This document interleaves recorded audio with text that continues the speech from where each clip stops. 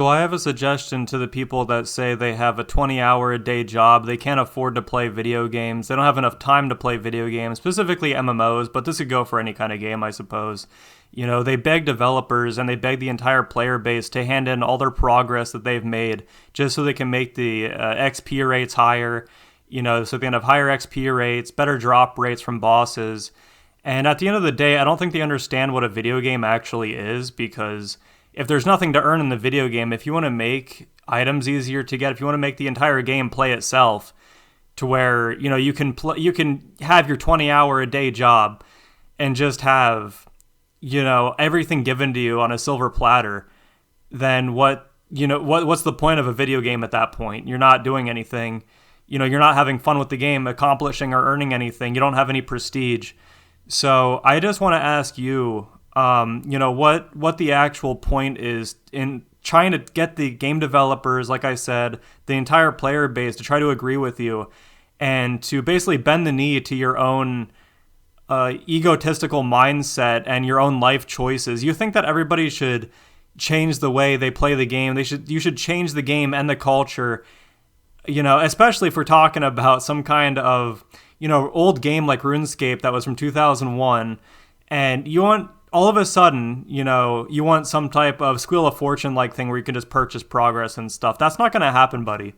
You're so egotistical and arrogant that you actually think like you're owed something from the entire player base. You're owned something by the developers. What's that mindset?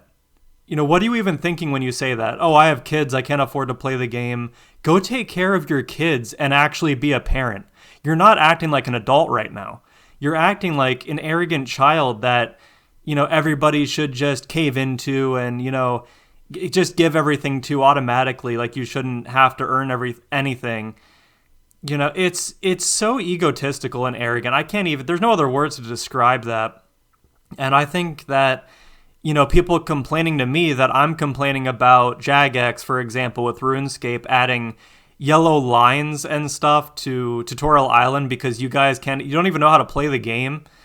I don't think you're going to fit in with the entire culture of the game. I think that, there's a lot of new players that know the culture that, can adapt to it very easily. But then you have the people that should be gatekept and they don't understand how the culture works. They don't respect the culture at all. They don't even know what it is. They don't even know what this video game is.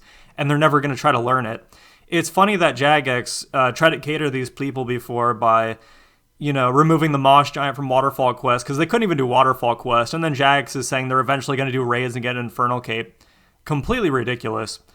And they have the actual audacity to go in my comments when I complain about this stuff and tell me that I'm not a veteran of the game because I don't have an Infernal Cape. That obviously did not exist in RS2.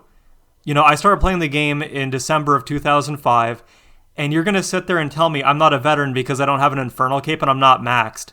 Maxing was never the point of RuneScape, and for some reason these people that say they have jobs and they don't have enough time for the game think it's important that they max the game as quickly as possible. They view video games as a checklist. This is something I wrote about on my blog. I just had to rant about this real fast because, I've been seeing this one streamer. I don't watch streamers really at all. And that's one of the reasons why, the game has gone downhill is Jagex dedicating their game towards YouTubers, streamers that, want to make a YouTube series on, oh, look at my Mauritania-only Iron Man that I let my girlfriend play on for me, and she can make all my progress for me. And, my viewers are fine with that because they like pig slop. They like pig slop. They don't care that I'm not the one earning my progress. They just like looking at things move on a screen. And by the way, the same arrogance and ignorance from the people that say they have a job and they can't afford to play the game, that same arrogance is with the FOMO people saying that there should be no discontinued items in the game. There should be no special items in the game, and they want everything. Gimme, want. Why are you so material? Why are you FOMO people so material? I don't. Why should your anxiety that you can't get a virtual item, which is so childish, why don't you just go play a different game? Why don't you just leave the rest of us alone for once? That's why we're going to private servers if Jagex is going to... And by the way, it's funny that you guys complained about sailing being harder to do now because Jagex nerfed the XP rates. It's absolutely hilarious. And by the way, every single person that said in one of my last videos to quote unquote cry about it, look what you're doing now. You're crying that the XP rates were nerfed. Look at you. You lost again. And Mod North, you guys cried when that one specific event was quote unquote event was removed.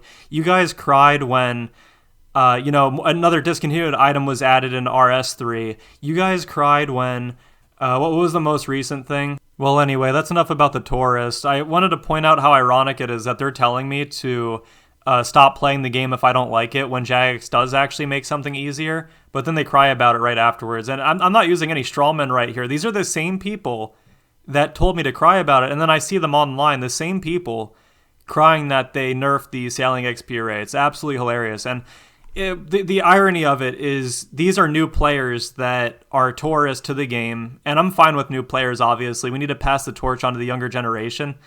And the sad thing is these are not children that are joining the game or anything. These are adults that want everything catered to them. And, they're telling me, I don't want to consider myself that big of a veteran since I joined in late 2005. I consider people that played in the RS2 beta to be veterans and whatnot. But they're telling someone like us to just go and find another game. That's what tourists do. That is, and it's the same thing as the anime tourists as well.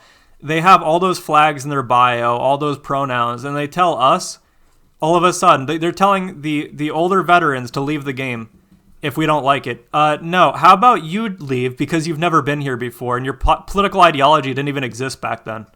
How about you leave, pal? How about that? Merry Christmas, by the way. Merry Christmas, and I'll see you all around. See you later.